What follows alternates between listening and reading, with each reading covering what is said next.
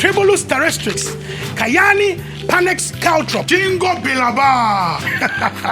Sa wadi no ya mabobo so nyina. Eno ne ye set Kinaata 230 herbal. Wo ya bema na wo no mo a, emma wo hode sonkoma wo gira wo na so timi badwuma. Emma wo energy, stamina, and vitality. Emfa wo ne adwuma wo ye. Eno ane se wo benum bi. Wo be badwuma sa wo mreda. Kinaata 230 herbal. Eye yen konkwa. Power to the people. Me try 230. So I hear. What feeling? Adam, me back. Kinaata 230 herbal. Yeah!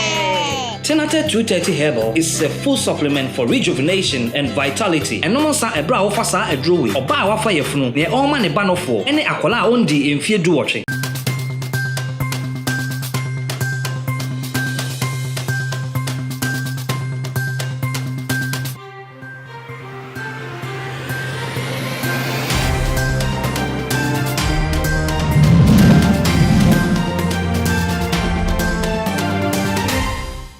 Abusiafo ya mama kwa ba ede ba Ghana TV eso ebraso sesam hodo ya boboa no ye de ebeso mo kase bokwanso we eye kase bo til na me kai wo se Ghana ye live wo Facebook, YouTube, na Instagram. Enti bomodin se obe like it. Na wa share ama afofron so etimi ahwebi. Bomodin so se ubetimi a subscribe se be ya de betu hobia no.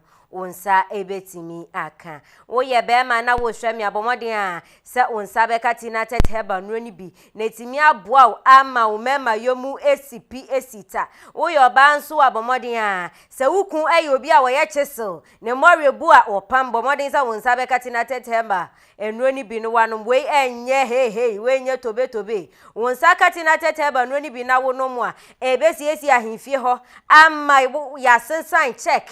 Edi amao eye ka na opekra ye beto edi amao eno nti bomodin sa wonsa beke bi na aboa osa akwa no so afa so gina organic food nso ye nuane papa ebe boa mo apomudin egina ne naso esa sa na bremu anya aduane bia ne yedi eno nti ubedi dia wo se wodi aduane pa ebetimi aboa mo wanyi ache eno nti gina organic foods ebe boa wo sa akwa no so glitter and glow skin care ebe boa ma honamani atoso ayefe ayekama emfa ho nsa wo ye oba anasa wo ye be ma bomodin se obeba wo mo akache na wo mo aboa wo sa akwa no so nyumekwo wei na asoma sinema medicals ye boyi ebe somo edi amejeso eye da chihima ajwa nati ebucha yemfri kase bono ase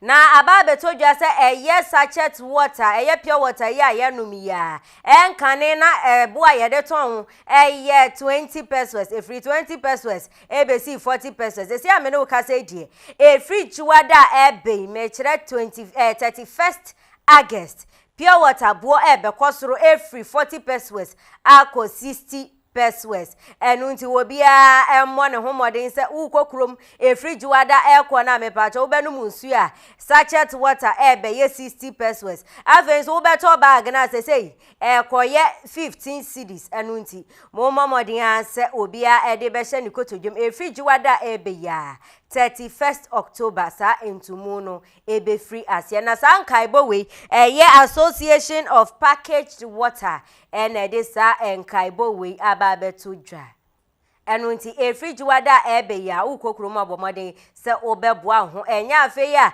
watere wonsa se wutonsuo ne ebe chew se ya tumu na afe wuntimi ntobium enunti bomode se obeboa ho ope sachet water chese bag na ye freno no ope bag of water ebe ko 15 cedis ope one sachet nso a mesre ebe ko 60 pesos na enkrato we eye Association of Packaged Water ena ede abetodwa ebusia ha na brama kwaima yede kase bono ebesi edi amejeso da chihima ajwa nati na sie kase enko ma me cameraman afenso me producer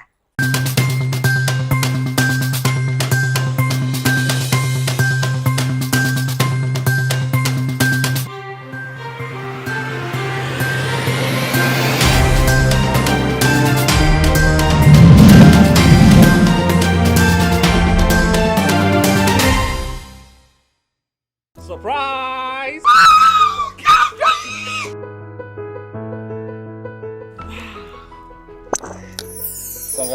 madam. I'm looking forward for a good business deal. It's my pleasure. Hey, and let you besi. Ain't you wanting a miku epia on me fie? Excuse me, madam. I am a business partner. Mami can be being show. Kinaata venicano. So we use what? A CSC ho. Emma hoye kama. Emma hoye obey moi. Na ko try she. Thank you. Kinaata Fenicare. Kinaata Venicare is an oral tonic for maintaining vaginal hygiene, not recommended for children below 12 years. Pregnant or lactating mothers should consult a doctor.